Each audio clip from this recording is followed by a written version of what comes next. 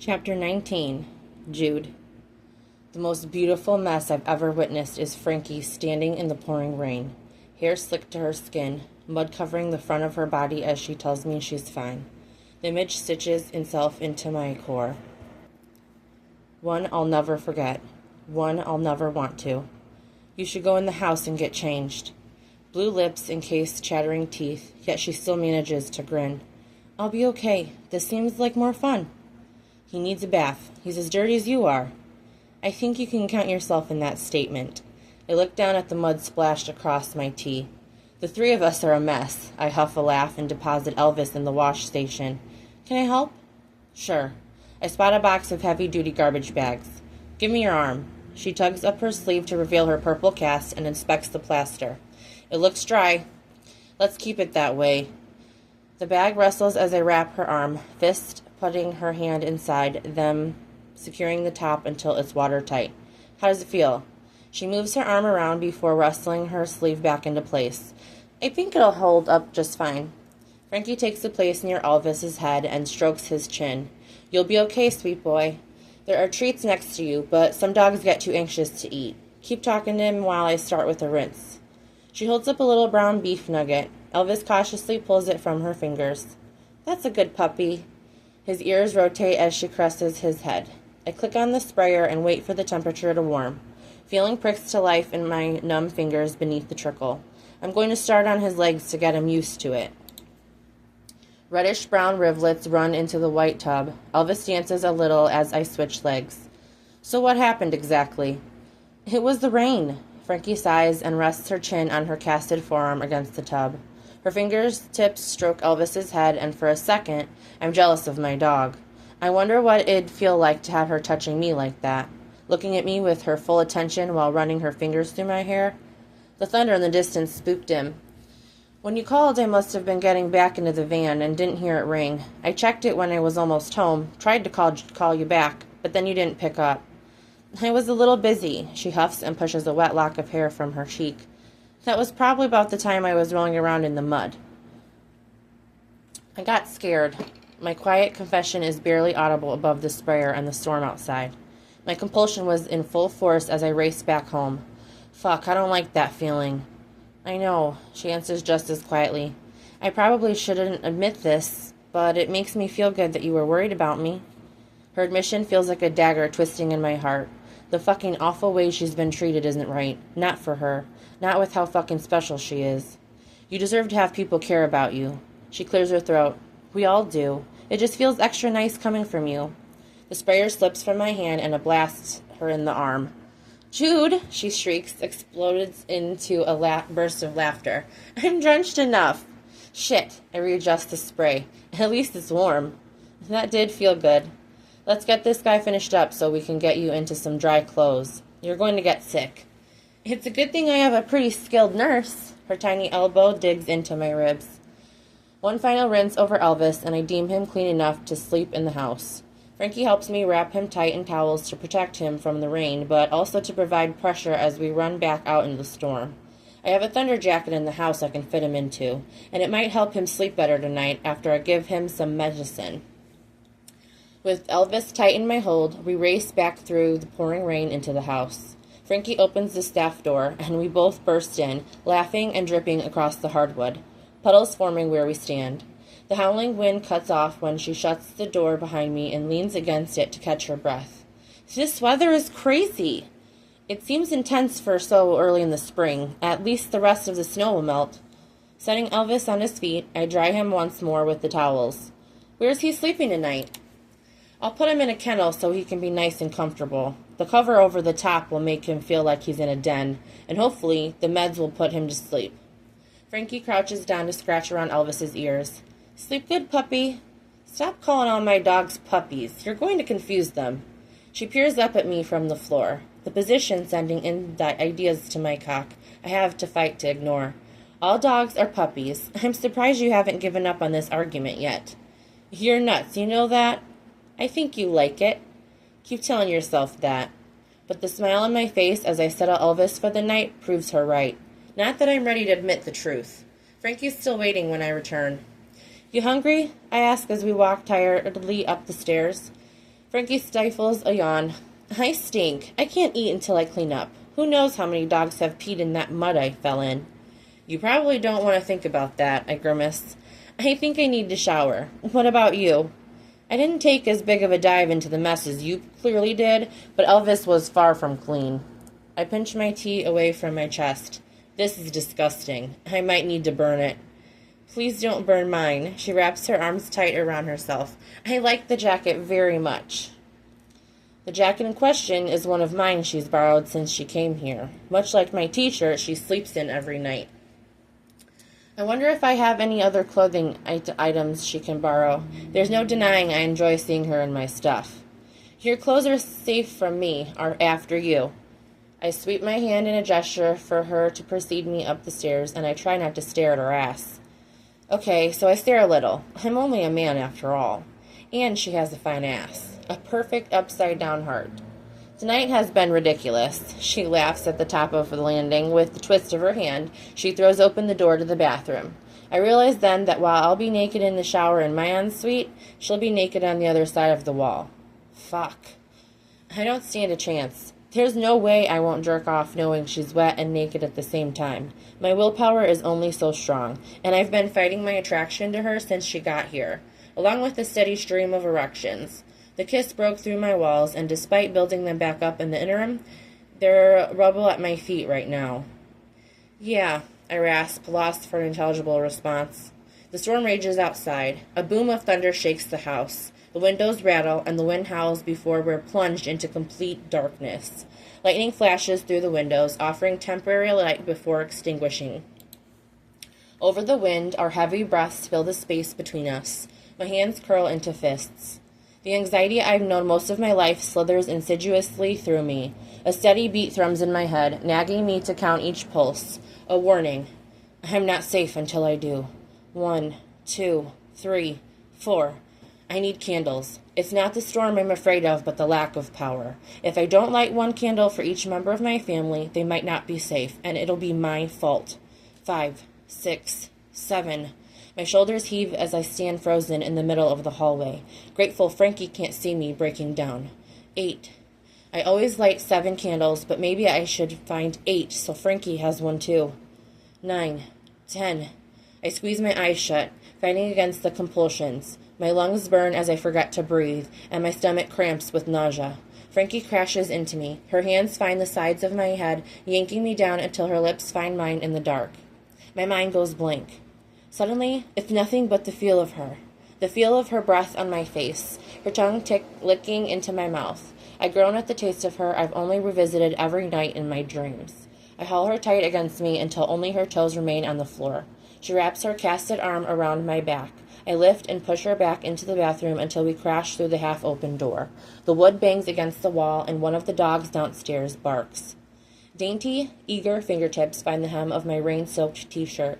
She curls it over my head and drops the sodden material to the floor. I stiffen, knowing what it hides beneath, but she can't see me in the dark. At the same time, I shove the heavy jacket over her shoulders, where gravity does the rest of the work and drags the material to her wrists. She works on pulling it off while I return to tear her t-shirt over her head. Our mouths separate for only the half a second needed to rip her shirt over her wet hair before we're on one another again like we can't get enough. And I fucking can't get enough. She tastes like the first breath of fresh air after a panic attack subsides.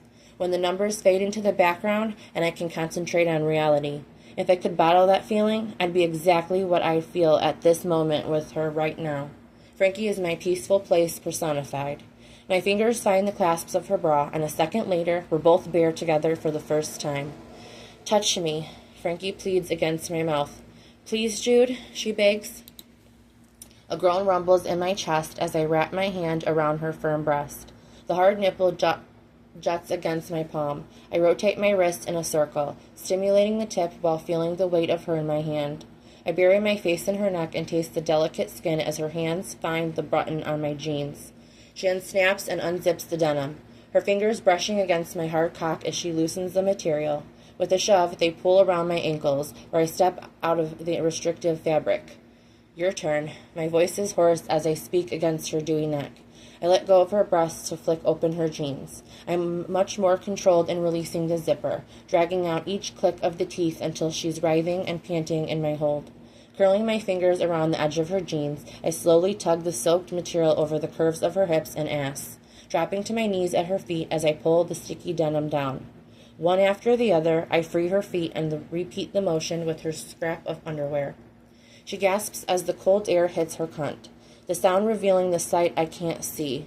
I imagine her head tipped back, eyes slitted in pleasure in the dark as her mouth drops open on a pant. I slide my hands up her legs, tracing her thighs until my thumbs meet the edge of her triangle and the silky patch of skin there. Fuck, I need to taste you. One hand snakes around to the top of her ass, holding her still. I lean forward and press a kiss right above her clit. Frankie pants. Searching fingers slide into my hair, and she grips the soaked strands. I palm her ass cheek, sliding my pinky along her crack. My tongue flicks out against her clit, pressed flat against the little bud. I stroke her gently, gathering the first taste of her pussy on my taste buds, and lap at her like it's the first ice cream cone of the summer I'm eager to savor. Slow, broad strokes. Sliding lower, she gasps and whines above me. Open for me, Frankie. I nudge her thigh with my shoulder. As she spreads further, I slip my fingers between her legs and touch her soaked slit. You're dripping, baby. Is this all for me? Fuck. Yes. Just hearing her swear sends a rush of arousal to my cock. It juts hard and obscene between my legs. I pull my hand away to rub her slickness against me, giving myself 2 steady strokes before returning to work her cunt. I lick her and drive my middle finger inside. The sounds of my finger fucking her fills the small bathroom, revealing to us both how wet she is. She moans and fists my hair, pulling my mouth tighter against her as she grinds herself against my tongue. She tightens around me and I surge to my feet, taking her mouth again as I slip my fingers out. A protesting whimper goes straight to my cock. You're going to come for the first time with me. You're going to do it on my cock. Hurry, Jude. Pulling her flesh against my side, I turn on the shower and hike her up my torso. Frankie wraps her legs around my waist and her plastic-wrapped cast anchors her around my shoulders. My mouth finds her again as I wait for the water to warm. She attacks me with an unexpected fervor. The heat of her cunt against my stomach warms the spot. She grinds against me, seeking relief for the ache between her thighs. She flexes her hips and slides higher in my hold. My dick touches her slick lips, and I come undone. I shove back the curtain with a stifled roar. The plastic rings snap and fly around the room as the curtain and rod crash to the bathroom floor. Avoiding the mess, I step into the shower, pressing Frankie's back against the tiles. Hot water cascades around us, a shocking contrast to the rain from an hour ago. I find her hot center again, and she buries her face in my neck. Please, she begs, flexing her ass to my fingers. Please, I need you. Trading my fingers for my cock, I brace her against my chest, and in one slick thrust, I drive home. For one split second, sparks of pure pleasure pulse beneath my skin. And then, Frankie's entire body tenses. The falling water and her mouth against my neck muffle her cry of pain. The stifled whimper breaks through my senses, tearing at what's left of my heart. No. Fuck. No, Frankie. Baby, no. An agonized snarl drips from my lips. My lungs forgot how to work. You were a virgin? She shivers and nods her head in my neck. Ragged breaths lift her back in my hold. Droplets spray around us as I repeatedly slam my open fist against the wet tiles. The resounding smack loud above the shower. You should have told me, I grit out, grinding my pelvis against her, letting her adjust to my size as her tight heat throbs around me. I would have been gentle. Frankie pulls her face from me, looking at me head-on despite the fact we still can't see through the thick darkness. Her wet fingertips stroke my stubbled cheek. I don't want gentle. I just want you, Jude, just as you are. Your rough edges don't scare me. You deserve better than this, I murmur hoarsely, dropping my forehead against hers. My shoulders heave with labored breaths. This is exactly how I want it, with you.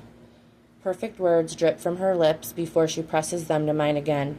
The agony of hurting her bleeds free, swirling down the drain with the rest of the filth we rinse away.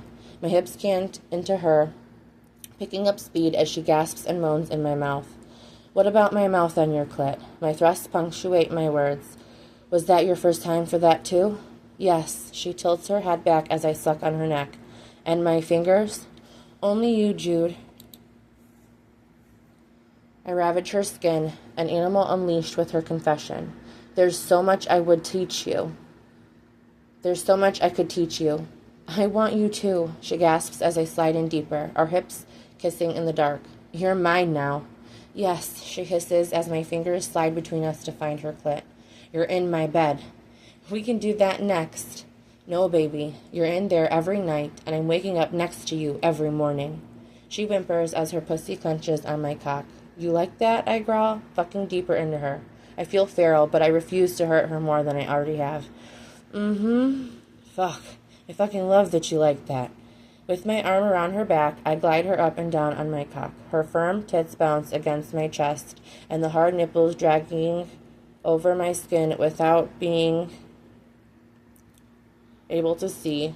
Every other sense comes to life. The feel of her in my arms, her warm, wet cunt wrapped around my cock, her heels digging into my ass. The way her staccato breaths blow across my neck, her needy clit swollen beneath my fingers. Need you to come for me. Need you to feel you grip my cock. I slow my pace, increasing the pressure with my fingertips. I circle around and she grows wetter around me. Her breathing changes, then stops, before picking back up. There you go, Frankie. Let go for me. Her back tenses and a surprised cry fractures the air. Her hips buck against mine as she breaks apart and rides herself through her orgasm. I groan low in my throat as I feel her splinter in my arms. She slumps against my chest, cuddled tight and kissing her way up my throat. Tilting my head back gives her access. I gotta finish, baby. Can you stand? She shakes her head, her fingers tangling my hair. Finish in me. Fuck, Frankie. I groan, grabbing her chin between my fingers and pushing her head back. Her wet hair kisses the tile and she shivers. Are you on birth control? She nods against my hand. I have an IUD. She yanks me back to her mouth. Her lips feather over mine with her words. Come in me, Jude. I want you to. Despite being buried inside her, her words alone send blood rushing, and my cock grows impossibly harder. My thrusts speed up, fucking into her as hard as I dare. I've been given the gift of her virginity, and I'm not about to ruin it by being some selfish bastard. I'd cut my own dick off before I hurt her. She leaves marks along my neck with her teeth as I grip her hips to drive her up and down my shaft. Pleasure erupts from my balls, dragging me over the edge inside her. I come deep, throbbing against her slick walls. My legs nearly give out, and I lower us to the floor, still twitching in her cunt. My beard rubs against her neck as I breathe her in.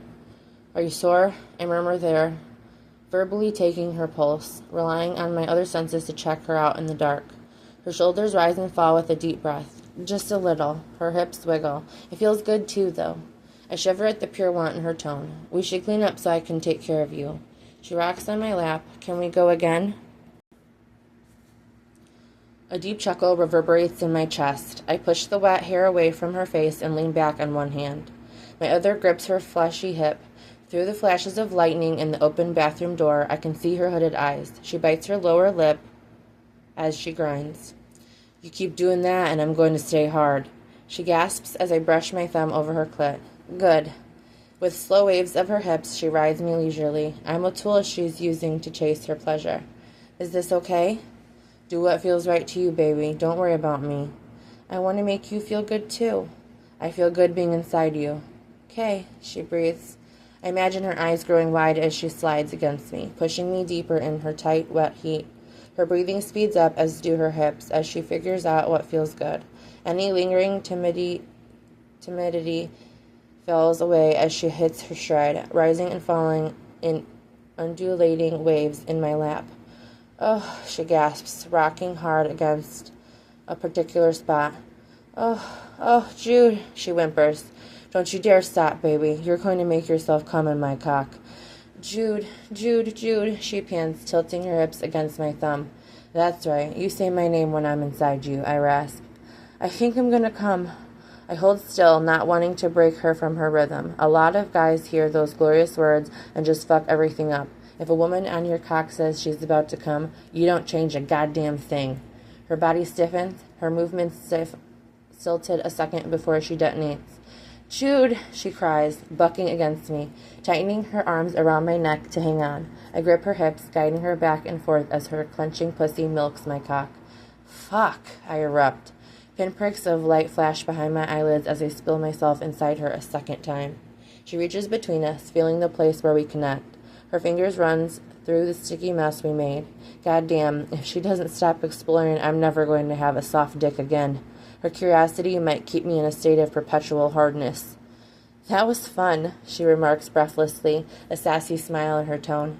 Closing my eyes, I kiss her hard, needing the connection. I've come twice, and it doesn't feel like enough, but we both need time to recover. Never before. The words choke off in my throat. Sorry? Never before has it felt like that. And I have a feeling it won't ever again either.